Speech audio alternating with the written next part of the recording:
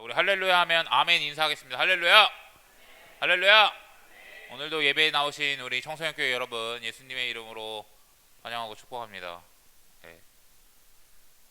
자, 오늘 또 새로운 친구들이 있어요. 박수 한번 하겠습니다. 야, 니네를 위해서 박수 한번 쳐. 시작. 짝짝짝짝짝. 그래. 근데 오늘부터 설교를 좀 길게 할 거기 때문에 감안하고 들으시길 바랍니다. 소개는 나중에 이따가 한번 더 할게요. 자, 오늘은 MZ 용사라는 이 제목으로 함께 말씀 나누도록 하겠습니다. 여러분, 우리가 이제까지 지나오면서 1월에는 모세라는 사람에 대해서 배웠었고, 2월에는 갈렙이라는 사람에 대해서 배웠었고, 이 3, 4, 5월은 여호수아라는 사람에 대해서 배웠습니다. 근데 사실 우리가 2월 달부터 배웠던 이 갈렙과 여호수아는 여러분 에이스야. 믿음의 에이스, 믿음의 용사, 진정한 믿음의 용사들이라고 할 수 있어. 하지만 오늘부터 배울 이 사사 기드온이라는 사람은 어떨까? 아직 MG, 뭔가 미라클 제너레이션이 되기보다는 여전히 MZ의 모습, 여전히 하나님 앞에 뭔가 믿음이 없는 모습을 보여주는 사람이라고 이야기하는 거예요. 그래서 오늘부터 이 기드온이라는 사람을 통해 하나님의 말씀을 좀 배워보도록 하겠습니다. 네, 여러분, 오늘부터 사사기라는 책을 좀 보게 되는데, 사사기 읽어본 사람? 아무도 없어? 6장만 읽어본 거지. 6장만. 박수 한번 주세요. 6장을 읽어왔다는 게 어디야? 자, 저는 사사기를 처음부터 끝까지 다 읽어봤어요. 아무도 없냐? 너 김하원, 너 교회 15년 다녔는데 한 번도 안 읽어봤어? 큰일 났구만. 이 사사기의 이 전체적인 좀 느낌을 한번 배우면서 오늘 좀 시작해 보려고 합니다. 그래서 사사기의 특징을 좀 살펴볼게요. 한 장 넘겨주시죠. 네, 죄송해요. 자, 사사기의 특징. 사사 시대는 어떤 시대라고 이야기할 수 있냐면 영적인 암흑기다라고 이야기할 수 있습니다. 왜 영적인 암흑기일까? 여러분, 암흑은 좋은 거예요, 안 좋은 거예요? 어쨌든 안 좋다는 거 이야기하잖아요. 근데 왜 사사 시대가 영적인 암흑기냐? 그럼 하나님을 잘 믿었을까, 안 믿었을까? 일단 잘 안 믿었다는 걸 전제해요. 하나님을 잘 안 믿는 것도 암흑이라고 이야기할 수 있지만, 하나님을 잘 안 믿으니까 그에 따른 부수적인 문제들이 생겨나. 어떤 문제일까? 윤리 문제, 도덕 문제죠. 그래서 엄청나게 나쁜 모습들, 윤리적으로 범죄하고 도덕적으로 타락하는 모습들이 이 사사시대에 굉장히 만연하게 나타나고 있습니다. 그러니까 하나님도 잘 안 믿어. 그 다음에 이웃과의 관계에서 막 살인하고 막 나쁜 짓 하고 막 이러면서 안 좋은 모습들이 계속 나타나요. 그래서 영적인 암흑기라고 불리는 시대입니다.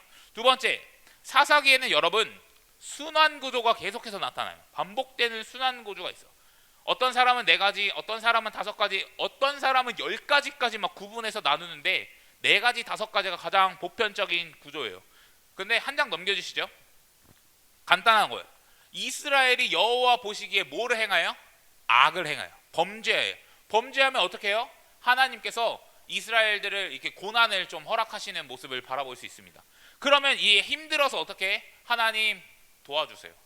하나님 힘들어요. 부르죠. 그러면 여호와가 이스라엘 위해서 구원자를 세워요. 그럼 사사기 안에서 구원자는 누구를 이야기할까? 사사들을 이야기하는 거죠. 그러니까 그 땅이 평안을 얻게 되고 쉼을 얻는다고 이야기할 수 있다라고 하는 거예요. 그럼 기드온 이야기에도 이 패턴이 나올까, 안 나올까? 나오죠. 말씀 한번 보여주시면 한 장 더 넘겨주세요. 6장 1절이에요. 이스라엘 자손이 여호와의 목전에서 악을 행했어요, 안 하겠어요? 행했다. 자, 악을 행했어요. 그래서 여호와께서 7년 동안 그들을 미디안의 손에서 넘겨주셨다. 여호와의 외적들을 보내서 이스라엘을 억압하시는 모습들이 나타난다라고 하는 거예요. 그러니까 이제 막 뭐 핍박당하고 막 이런 중간에 이야기 있는데, 그래서 이스라엘 백성들이 어떻게 해요? 이스라엘 자손이 여호와께 어떻게 한다고요? 부르짖었다. 하나님 힘들어요, 좀 도와주세요, 이렇게 이야기하는 거죠. 그러면 이 이후에는 어떤 이야기가 나올까? 여호와가 이스라엘을 위하여 이 구원자를 세우시고, 또 하나 그 땅이 평안을 얻게 되는 일이 한 번 더 일어나게 된다라고 이야기하고 있는 거예요. 그러니 사사기에는 계속해서 이런 패턴으로 돌아가고 있구나라는 걸 여러분들 성경 읽을 때 기억해 보시면 좋을 것 같습니다. 근데 3번, 사사기는 여러분 영적 암흑기라고 그랬는데, 그리고 이런 반복되는 순환 구조, 그러니까 모든 사사들 안에 이런 반복되는 패턴들이 계속 나타나요. 그러니까 끊임없이 범죄한다는 것을 이야기해 주고 있는데, 그 근본적인 이유가 뭘까? 왜 그렇게 영적인 암흑기가 일어나고 이 죄의 문제가 계속해서 반복될까? 사사기에 나오는 근본적인 문제는 무엇일까? 우리는 생각해 봐야 돼요. 근데 사사기 2장 10절에 보니까 이런 말씀이 있어요. 하나 넘겨주시죠. 없나요 혹시? 안 넘어가는 건가요? 없으면 제가 이렇게 2장 10절에 보니까 여호수아 세대가 죽고, 여호수아가 죽고 다른 세대가 일어났다 그래. 성경에 보면 어떤 세대? 다른 세대. 근데 여러분, 다른 세대의 특징은 뭐냐면 여호와를 알지 못해요. 그리고 여호와께서 행하신 일을 알지 못한다라고 이야기하는 거예요. 그러니까 하나님이 어떤 분이신지 모르고 어떤 구원의 은혜를 베풀어 주시는지 몰라요. 그러니까 출애굽부터 해서 홍해 건너게 하시고 광야 지나게 하시고 만나 메추라기 먹이시고 물 주시고 그들을 인도하시는 그 불기둥과 구름기둥으로 인도하신 그 모든 은혜를 모른다 이거예요. 요단강 건너고 여리고 싸우고 아이성과 싸우고 이런 은혜를 하나도 모른다 이거예요. 그러니까 하나님을 모르는 세대가 일어났어요. 우리 교회에서 여러분들을 칭하는 좀 다른 말로 어떤 이야기를 하냐면 다음 세대라고 해요. 다음 세대. 그렇죠? 그러니까 여러분들이 이 세상을 이끌어가고 또 교회를 이끌어갈 다음 세대들이라고 이야기하는 거예요. 그런데 성경은 뭐라고 이야기하느냐? 다음 세대가 아니라 다른 세대가 일어났다고 이야기하는 거예요. 다른 세대의 특징이 뭐라고요? 하나님을 몰라요. 하나님을 몰라요. 그러니까 하나님을 모르니까 어떻게 해요? 죄를 짓는 거죠. 하나님을 모르니까 하나님과의 관계는 당연히 안 좋아요. 영적인 타락이 일어나고 도덕적인 타락이 일어납니다. 이것이 사사기의 근본적인 문제예요. 그럼 이 악의 고리를 여러분 끊으려면 다른 세대가 되는 것이 아니라 다음 세대, 하나님을 알고 하나님을 경험하고 하나님이 정말 우리의 주인이심을 아는 다음 세대가 세워져야 돼요. 그러면 여러분들은 어떤 세대가 되어야 합니까? 하나님을 아는 사람이 되어야 돼요? 모르는 사람이 되어야 돼요? 아는 사람이 되어야 한다고 이야기하는 거예요. 그래서 우리가 하나님을 알고 경험하고 그분이 행하신 놀라운 일을 깨닫는 것이 중요해요. 십자가 복음의 은혜를 날마다 깨닫고 살아가는 게 중요해요. 그래야 다른 세대가 아닌 다음 세대가 세워져 이 악의 고리를 끊어낼 수 있다는 거예요. 그래서 다음 세대가 세워지지 않았기 때문에 사사기에는 이런 근본적인 문제가 나타난다 이야기할 수 있다라고 하는 거예요. 마지막 네 번째, 사사란 무엇인가? 그래서 결국 사사가 뭐예요? 자, 하민, 사사가 뭡니까? 사사 16. 드립 좋았어요. 유진아, 사사가 뭐냐? 처음 듣니? 처음 듣진 않을 거죠. 여러분, 사사가 뭐냐면, 사사라는 말이 히브리어로 원래 쇼페트라는 말을 써요. 쇼페트. 근데 이 쇼페트의 뜻은 뭐냐면 재판하다예요. 재판. 그럼 사사는 기본적으로 뭘 하는 사람일까? 재판하는 사람이에요. 근데 사실 사사기에서 조금 웃긴 건 뭐냐면, 사사기라는 말, 이 쇼페트라는 말을 쓰지만 재판은 사실 드보라라는 사람한테밖에 안 나와. 재판하는 모습은. 그리고 다른 사람들에겐 다 어떤 느낌으로 사용되냐면 군사적 구원자로 사용됩니다. 그래서 사실 사사기라고 이야기할 때 군사적 구원자구나 라는 것을 생각해 보면 좋을 것 같아요. 그래서 근데 한 가지 기억하는 건 왕과는 다른 존재예요. 왕이라는 또 다른 존재예요. 근데 요거까지 더 이야기하면 이제 피곤하니까 그 정도만 알고 지나가면 좋을 것 같습니다. 자, 그러면 지금부터 기드온 이야기를 본격적으로 한번 시작해 볼게요. 여러분, 오늘 하나님께서 기드온을 이렇게 부르세요. 12절 말씀해 보시면 뭐라고 부릅니까? 큰 용사여라고 불러요. 하나님께서 기드온을 뭐라고 부른다고요? 큰 용사. 그런데 여러분, 큰 용사라고 부르는 그 장면을 잘 봐야 돼. 11절 말씀해 보시면 이렇게 기록돼. 여호와의 사자가 아비아스의 사람 요아스에게 지나가고 마침 요아스의 아들 기드온이 미디안 사람에게 알리지 않으려고, 알리지 아니하려 밀을 어디서? 포도주 틀에서 타작한다고 이야기하고 있다라고 하는 거예요. 그러니까 지금 밀을 타작하는데 지금 어디서 한대요? 포도주 틀에서 한다고 생각해요. 여러분, 곡식을 털고 막 이렇게 하는 거를 여러분 상식적으로 생각해 보면 여러분도 뭐 안 해봐서 잘 모르겠지만 좁은 데에서 하는 게 좋아요? 넓은 데에서 하는 게 좋아요? 넓은 데에서 하는 게 좋다라고 이야기하는 거예요. 그런데 포도주 틀에서 한다 그래. 포도주 틀. 사진 한 장 보여주시면 이 포도주 틀이 뭐 엄청 깊고 엄청 넓은 데가 결코 아니에요. 그러니까 좁고 좁은 곳을 이야기하고 있어요. 그런데 이 기드온이 미디안 사람에게 알리지 아니하여. 그러니까 이거를 지금 숨기고 싶어서 그리고 미디안 사람들의 눈치를 보고 숨기고 싶어서 지금 어디서 한다고요? 이런 좁은 포도주 틀에서 지금 하고 있다라고 하는 거예요. 여러분 하나님이 기드온을 뭐라고 불렀죠? 큰 용사라고 불렀는데 지금 이 큰 용사라고 불리는 이 시점은 좀 어떤 느낌일까? 쫄았어. 그러니까 미디안의 막 눈치를 봐. 이 곡식을 뺏길까 봐 걔네가 막 곡식을 엄청 약탈해가고 막 힘들게 하거든요. 그런 모습 때문에 아 이거 뺏기면 안 돼. 야 그거 걸리면 안 돼. 이러면서 걱정하는 모습. 뭔가 큰 용사라고 말하기에는 조금 찌질하고 조금 찐따 같은 그런 모습이 기드온의 모습이에요. 그래서 여러분 상식적으로 우리가 큰 용사 이러면 어떤 느낌이야? 그래도 당당하게 야 미디안 들어와. 내가 너네 이겨. 막 이런 느낌으로 가는 게 약간 큰 용사 아니야? 그래야지 좀 큰 용사라고 불릴 수 있는 게 아니야? 그런데 그런 모습이 아니라 아 나 무서워. 나 이거 뺏기고 싶지 않아. 나 숨을 거야. 그래서 찌질하게 포도주 틀에 숨어 있는 그런 모습일 때 뭐라고 부르셨다고요? 큰 용사라고 불러주셨어요. 뭔가 찌질한데 뭔가 찐따일 때 큰 용사로 불러주셨다는 거예요. 그럼 여러분 이 찐따 같은 기드온이 큰 용사라고 불릴 수 있는 이유는 기드온에게 정말 큰 용사의 힘이 있고 능력이 있고 뭔가 이스라엘을 구원할 만한 능력이 있기 때문에 그럴까요? 아니면 하나님이 그렇게 큰 용사라고 불러주셨기 때문에 큰 용사라고 이야기할 수 있는 걸까요? 당연히 후자라고 이야기하는 거예요. 여러분 기드온은 지금 능력이 없어요. 말했듯이 찐따예요. 찌질해요. 그러나 하나님의 관점에서는 지금 기드온이 뭔가 찐따고 찌질이가 아니라 큰 용사라고 이야기하는 거예요. 하나님의 시선과 인간의 시선은 굉장히 차이가 있다 이거.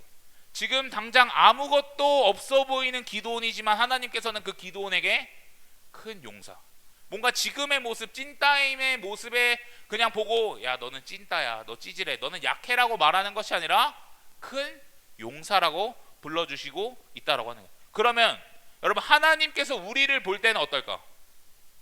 하나님께서 나를 볼 때는 어떨까? 여러분 우리도 여전히 이 땅에서 살아가면서 믿음 없는 모습이 있어요. 반복해서 실패하는 모습이 있어요. 세상 앞에 뭔가 두려워서 쫄아서 숨어버릴 때도 너무나 많이 있고 믿음의 사람으로서 살아가는데 믿음을 드러내지 못하는 찐따이고 찌질한 순간들이 우리에게는 여전히 있습니다. 뭔가 루저 같고 패배자 같은 모습들이 우리에게 있어요. 그럼 하나님은 우리를 어떻게 보실까? 야 이 찐따야 너 믿음으로 못 사냐? 하나님께서 우리에게 이렇게 말씀하시지 않는다는 거예요. 하나님은 우리에게 그렇게 여전히 찌질한 모습 찐따의 모습이 있지만 우리를 큰 용사로 바라봐 주신다라고 하는 거예요. 아멘이십니까? 여러분 이것이 우리의 믿음이 되어야 돼. 하나님은 나를 어떻게 보신다고요? 큰 용사로 불러주고 있다라고 하는 거예요. 자 우리 주변 친구들과 인사 한번 할게요. 친구야 너는 큰 용사야. 아무리 찐따 같아도 너는 큰 용사야. 이것이 우리의 믿음이 되어야 돼. 이것이 우리의 믿음이 되어야 돼요. 여러분 나를 내가 봐도 찐따일 때 같은 때가 참 많이 있잖아. 아이씨 나 왜 이렇게 살지? 나 왜 믿음 없이 살지? 나 왜 하나님의 자녀답게 살아가지 못하는 거야? 라는 이 찐따 같을 때가 우리 안에 있는데 내가 나를 볼 때가 중요한 게 아니라요. 여러분 하나님이 나를 어떻게 바라보시느냐가 중요하다 이거. 하나님은 나를 어떻게 바라보신다고요? 큰 용사로 바라보고 있다라고 하는 거예요. 그러니 여러분 이 하나님의 관점을 기억할 수 있는 우리 용사들이 되기를 예수님의 이름으로 간절히 축복합니다. 아멘이십니까? 그래서 여러분 한 가지 더 이유가 있어요. 하나님의 시선의 관점이 또 하나 있다면 기드온이 또 큰 용사가 될 수 있는 이유, 기드온이 뭔가 잠재력이 많아서 아니면 진짜 숨겨져 있는 힘이 있어서가 아니라 12절 뒷부분에 한번 보여주시면 큰 용사여 누가 함께 계시다고요? 여호와께서 너와 함께 하시다. 찐따 같은 기드온에게 하나님께서 말씀하십니다. 내가 너와 함께한다. 그러니까 큰 용사가 될 수 있습니까 없습니까? 있다라고 하는 거예요. 여러분, 하나님이 함께 계시면 뭐가 된다고요? 큰 용사입니다. 그럼 여러분들과 하나님 함께 계셔야 안 계셔요? 계십니까 안 계십니까? 계시죠. 그러면 나는 무엇입니까? 큰 용사라고 하는 거예요. 자, 한 번 더 인사하겠습니다. 친구야, 너는 큰 용사구나. 너와 하나님이 함께 계신다.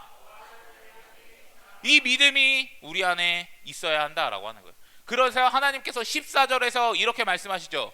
그러자 주께서 그를 바라보시며 말씀하셨다. 너에게 있는 그 힘을 가지고 가서 이스라엘을 미디안의 손에서 구하여라. 내가 친히 너를 보낸다라고 이야기해요. 그러니까 너의 힘으로 구원하라고 이야기하는데, 또 의아하죠. 기도는 방금까지 찐따라고 얘기한 거 아닌가? 근데 너의 힘으로 구원하라고? 근데 여러분, 그렇게 생각할 수 있지만 그런 의미가 아니라, 기도원의 힘과 능력이 없어요. 아까도 말했지만 찐따이고 찌질입니다. 하지만 힘이 있을 수 있는 이유는 단 하나예요. 누가 보내셨습니까? 하나님이 보냈어요. 여호와께서 그를 보내셨기 때문에 너의 힘으로 구원하라고 이야기하는 거예요. 왜? 하나님이 함께 하시는 큰 용사이기 때문에 능력이 있고 힘이 있다고 이야기한다라고 하는 거예요. 하나님은 여러분, 찐따 같은 이 기드온을 보내시고, 야 기드온 잘가, 너 힘으로 열심히 해, 안녕, 이게 아니라, 하나님이 그 기드온을 보내신다면, 그 찐따를 보내실 때는 하나님이 함께 하시고, 그분의 능력으로 함께 하시고, 그분이 인도하시고, 그분이 채워주시고, 그분이 도와주시는 은혜가 있기 때문에 너의 힘으로 승리하고 너의 힘으로 구원하라고 이야기하고 있다라고 하는 거예요. 그러니 하나님이 함께 계시면 뭐라고요? 큰 용사라고요. 큰 용사. 계속 기억해야 돼.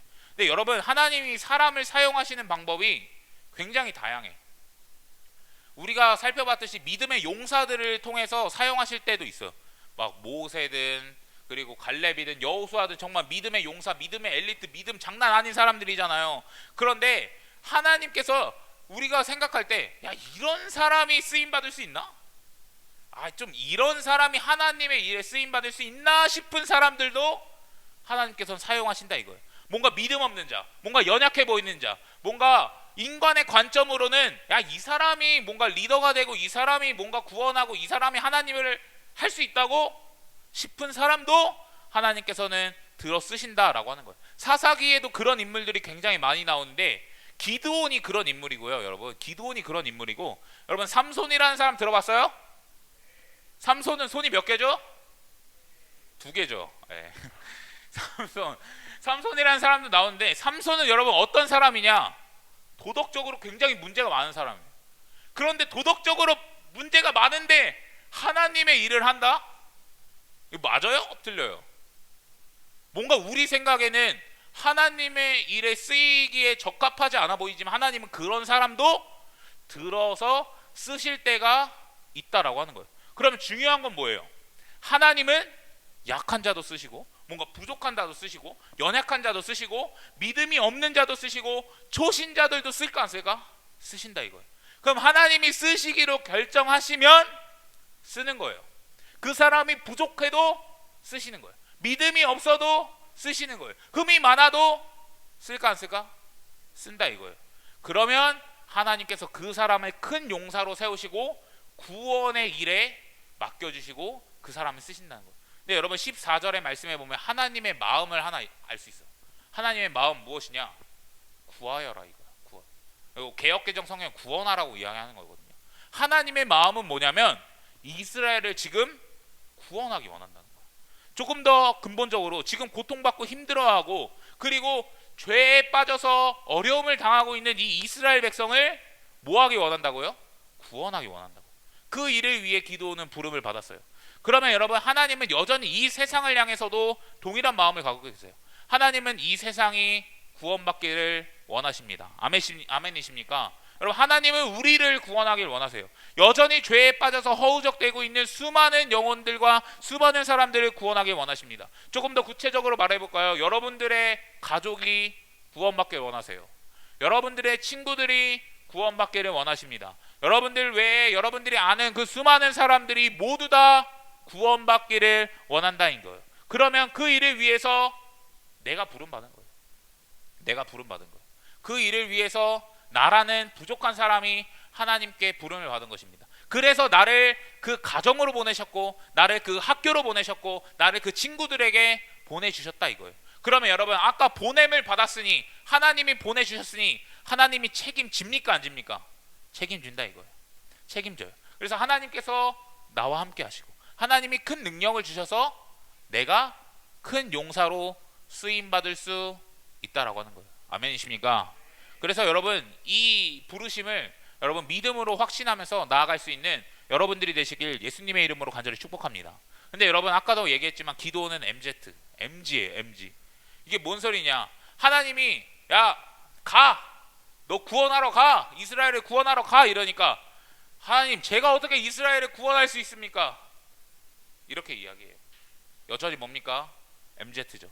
그래서 이런 말을 합니다. 나는 가문에서 약하고 집안에서도 가장 어리고, 이렇게 말해요. 그러니까 변명하죠. 나는 이런 흠이 있고 이런 부족함이 있고 이래서 못 가요. 이렇게 이야기합니다. 근데 여러분, 올해 우리가 지금 MZ가 아니라 우리 MG잖아요. MG 시리즈 하면서 강조했던 게 있어요. 뭐 하자고 이야기했죠? 스쿨 처치 하자고 했습니다. 학교에 교회를 세우자고 이야기했습니다. 학교에서도 좀 믿음으로 살고, 학교에서도 예배하고 좀 전도하면서 우리 살아가자라고 이야기했어요. 그래서 막 전도 축제도 하고 뭐 그렇게 했죠. 근데 여러분, 전도 축제 했다고 끝난 겁니까? 아니죠. 우리의 목표는 뭐예요? 학교에 교회가 세워지고 믿음으로 예배하고, 더 나아가 한 영혼이 구원받기 원하는 그 마음으로 사역하는 거예요. 아멘이시죠? 근데 여러분, 하나님은 우리에게 가라고 했고 보내주셨고, 내가 너와 함께 한다고도 계속해서 말씀하시는데, 우리는 여전히 기드온처럼 하나님, 제가 어떻게 가요? 하나님, 제가 어떻게 구원할 수 있겠습니까? 이 기드온과 같은 모습이 아닌지 좀 돌아보았으면 좋겠습니다. 하나님이 함께 하신다고 이야기했고, 너는 큰 용사라고도 이야기했고, 내가 너의 삶을 책임진다고도 이야기했는데, 하나님, 나 못해요. 하나님, 나 안 가요. 하나님, 나 믿음 없어요. 하나님, 나 활발한 성격도 아니고, 하나님, 우리 애들이 제일 많이 하는 말, 친구가 없어요. 다 교회 다녀요. 이런 말, 뭐 분명히 논리적인 이유가 될 수 있겠지만, 그거는 하나님 앞에서 변명거리밖에 안 된다는 거예요. 결국 여러분, 동일한 모습, 기드온과 동일하게 여전히 MZ의 모습을 하고 있지 않냐라고 우리는 돌아볼 수 있으면 좋겠습니다. 그런데 여러분, 우리는 이 MZ가 아니라, MD가 아니라 진짜 미라클 제너레이션으로 거듭나야 하는 거잖아요. 그러니까 하나님은 끊임없이 우리에게 확신을 주세요.